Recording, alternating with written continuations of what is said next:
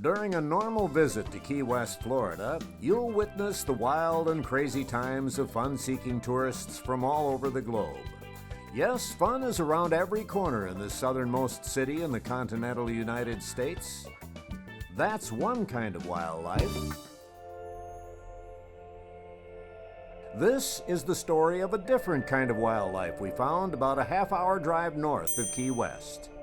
Now, for the most part, they come out at night. This is like in the middle of the day. Is this common to see this many deer? Right. So these deer are usually out around the crepuscular hours, which is the evening and the morning. But they do forage all day, and sometimes they're out in the middle of the night. For the folks at the National Key Deer Refuge, restoring the key deer herd is a mission they hold, pardon the pun, dear to their hearts. These miniature deer, about a third the size of an average white-tailed deer, can be found here and only here in the Big Pine Key area. These little guys were almost extinct a few years ago? Exactly, yeah, so the population was down to under 50 individuals back in the 1950s. They were originally hunted down here. And so through the initiation of the National Key Deer Refuge, we've been able to provide protection for them and their habitat in the lower Keys. What's the population up to now? The population is between 800 and 1,200 individuals now. In 1957, a National Wildlife Refuge was established in an attempt to revive the herd. This is a monster. Christy, is there a predator known to these deer that's more prevalent than others? As they get bigger, it's obviously harder for a predator, the type we have around here. Alligators are probably, could take a young key deer or a sick key deer if they're not cautious.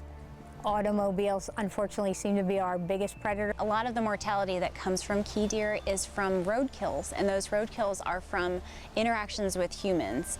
And so key deer look at humans and they think that they're going to be fed. And that comes from a lot of the visitors that come by and offer food to the deer. And so a lot of the key deer also associate the cars with food as well, because the humans are usually sitting in a car. And so we have a lot of road kills just from deer crossing the road looking for humans and looking for food. And here's a perfect example of what she's talking about. We're about 50 yards off of the nearby road, and here's the example. Unfortunately, the tiny deer aren't the only members of wildlife on the endangered species list. We have over 30 endangered species just on our Florida Keys refuges alone. Some of those are plants, some of those are butterflies. We have the key deer, we have a Lower Keys marsh rabbit, we have the Key Largo wood rat. We have all sorts of different species that are found all over the Florida Keys. You mentioned alligators were recently on the endangered species list? They were, yeah, exactly, as are crocodiles. And alligators have made quite a comeback, especially in Florida. In the mainland, you could wander around a lot of the water bodies and you're likely to see alligators. And look at these two alligators wrestling around on a Saturday afternoon. I can hear Gene Okerlund now. For God's sakes, call the paramedics. Now this is one of the bigger deer, isn't it? It is. It looks like an adult male. Yeah. It just lost its antlers. They lose their antlers in the winter, similar to other deer species, but they also lose them in the fall and spring as well. I notice the habitat's pretty close to the ground here. Is that, better for a smaller deer? It is, yeah. So they actually create some vegetation tunnels through the woods here. And they'll create tunnels where they eat the vegetation around them and create sort of a transportation system for them. Much of the vegetation in the refuge offers the comforts of the natural habitat of each and every creature. So, do you know a lot about plant life in Florida? Quite a bit, quite a bit. This one's lost its leaves, as you can see, early, and I think this is, I think this one's the sea grape. Oh, well, what about that one over there?